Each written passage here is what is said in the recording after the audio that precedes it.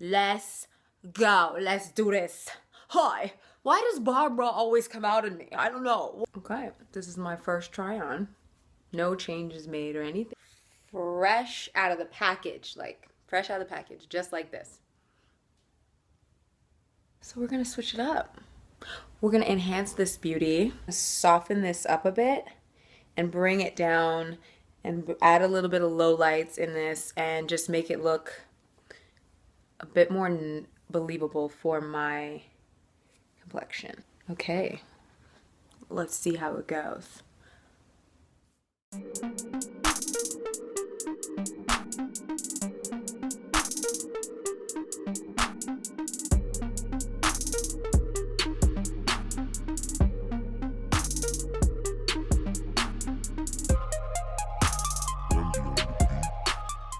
If you'd like to find out how I did this transformation, then keep watching.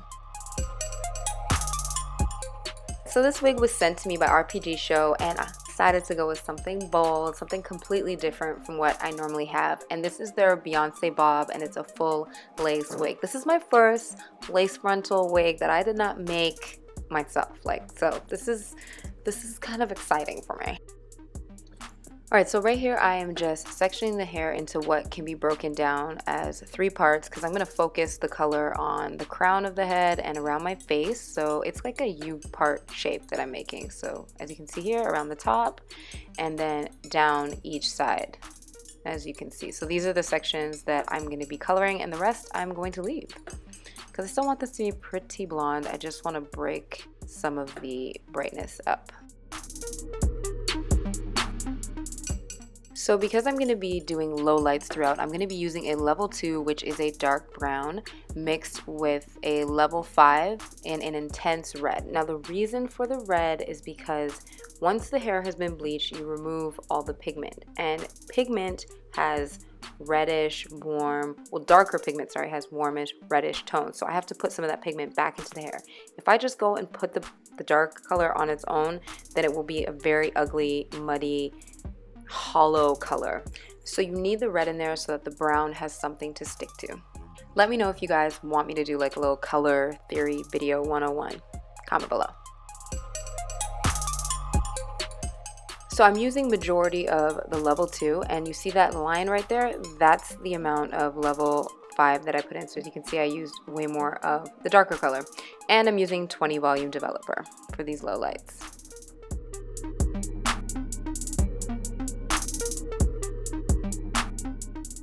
So I've got my foils here off to the side that have been previously ripped up, and what I'm going to be doing is starting on the side sections first, and I'm going to be taking very, very, very, very tiny slices of hair to create low lights so that they're not too chunky and they just blend in with the blonde.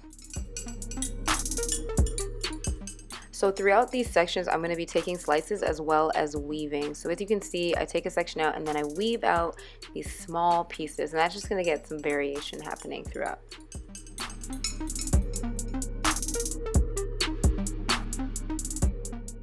Then after about the first 2 or 3 foils, I'm going to be shadowing the roots. So that's just making the roots darker, but I'm going to be leaving the ends. So I just push them to the side and leave them outside the foil so they don't touch the color. And I do that till that section is done, and then I move on to the other side and do the same thing.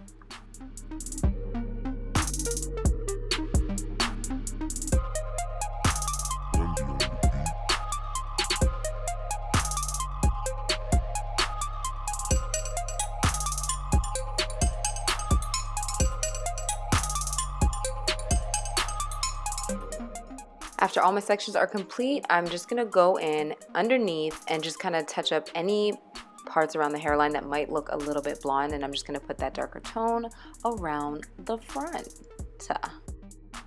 And then I let her process for 25 minutes. Now, when rinsing it out, it's really, really important that you use cool water so that the color does not bleed onto the blonde. You don't want it to all just end up all brown, so you have to make sure that you use that cold water to keep the brown isolated. After that was all shampooed out, then I used conditioner, the Shimmer Lights conditioner, and I toned the whole thing with that Shimmer Lights.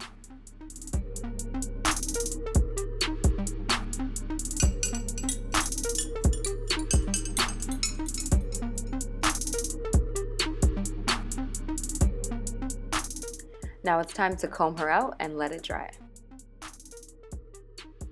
I use this portable dryer that I've had for a really long time from Golden Hot, and it has been a ride or die in my life. This gadget is amazing. It's nice and small, lightweight. I put it on just like that, and it turns into a predator head.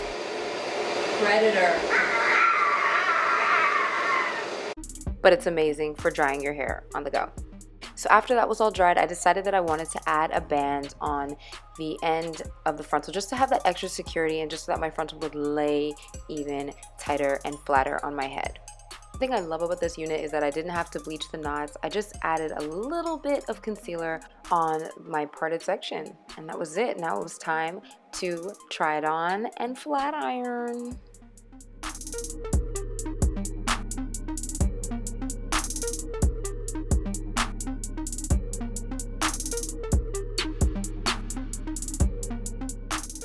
And you guys know it's not complete unless I try on my favorite hats. Like, seriously, it seals the deal. Oh, snizz. Oh, baby, Christmas is here.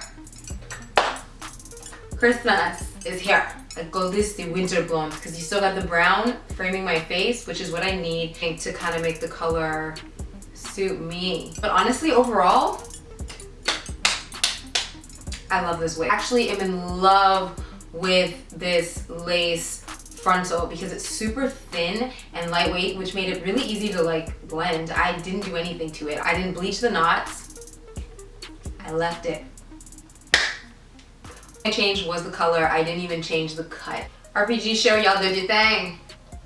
Y'all did your thing. So guys, I hope this helped you. You know, if you are looking to get a cute blonde bob, you're not sure about the color, like this blonde wig is a super amazing base, and then you can just add your highlights, add your lowlights in, or maybe you're able to rock that solid blonde with the very pronounced roots. Okay, all right, well that's it, folks. That's a wrap.